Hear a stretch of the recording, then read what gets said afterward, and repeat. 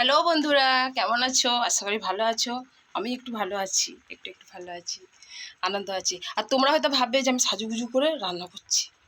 সাজুগুজু করে রান্না করছি একটা কারণ আছে।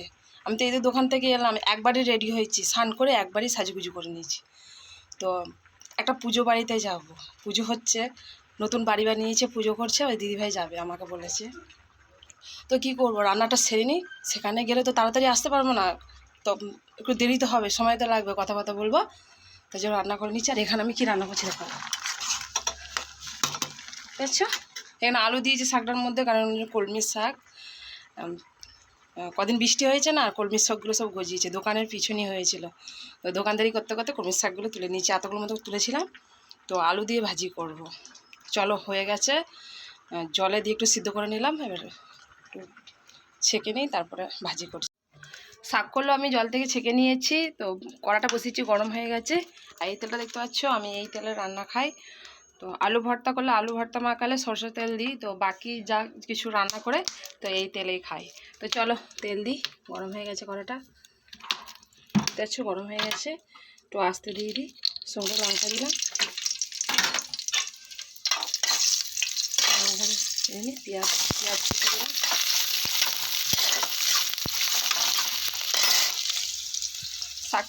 শাক ভাজা করলে শুকনো লঙ্কা না পেঁয়াজ কুচি দিলে ভালো হয় না। তো চলো একটু রসুন বাটাও দিয়ে দিলাম এখানে।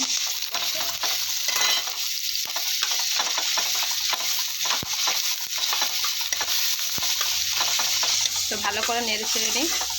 তো চলো শাকটা ভাজি করে নিই। তো এখানে আমার দেখতে পাচ্ছ শাকটা ভাজি করা হয়ে গেছে, দু একবার নেড়ে ছেড়ে নামিয়ে নেবো। দেখো শুধু আলু আলু বোঝা যাচ্ছে। আলু দিলাম আমি, অল্প শাক তো একটু বেশি হবে বলে আলু দিলাম। আর এখানে দেখতে পাচ্ছ দু রকম ডাল আছে। কী ডাল বলো তো? বিমডির ডাল বলি আমরা, বিমডির ডাল আর মসুর ডাল। তো এই দু রকম ডাল বানাবো।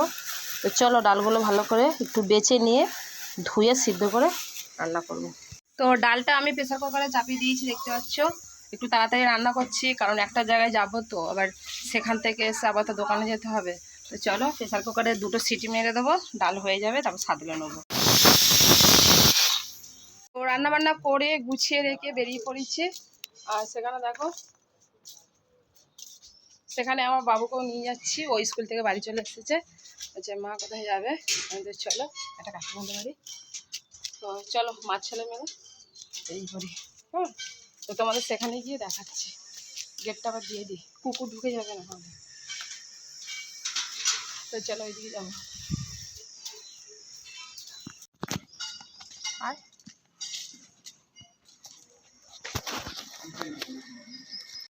আমি এখানে এসে পড়েছি, দেখতে পাচ্ছ বাড়ির পাশাপাশি। তো বাড়ির ভিতরে ঢুকছি, চলো সেখানে গিয়ে আবার তোমাদেরকে দেখাচ্ছি। তো দেখো এখানে পুজো হয়ে গেছে, ঠাকুরমশাই আমার ছেলেকে চন্দ্রমতো দিচ্ছে, আমিও হাত বাড়িয়ে নিলাম। এটা হচ্ছে কালকের অক্ষয় তৃতীয়ার দিনকে বাড়ি পুজোটা করেছে, দেখতে পাচ্ছ। সত্যনারায়ণ পুজো দিয়েছে।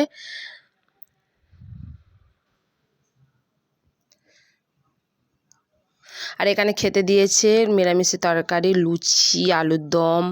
তো খাওয়া দাওয়া করে ছাদে উঠে পড়েছি, দেখতে পাচ্ছ বন্ধুরা। দিদিভাই খুব ব্যস্ত আছে, দিদিভাই বাইরের লোক এসেছে। দেখো কত সুন্দর, আচ্ছা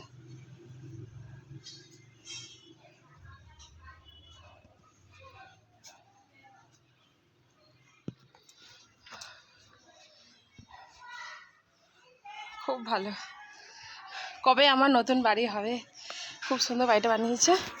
আর সিঁড়িগুলো দেখো, তো সিঁড়িগুলো দেখো,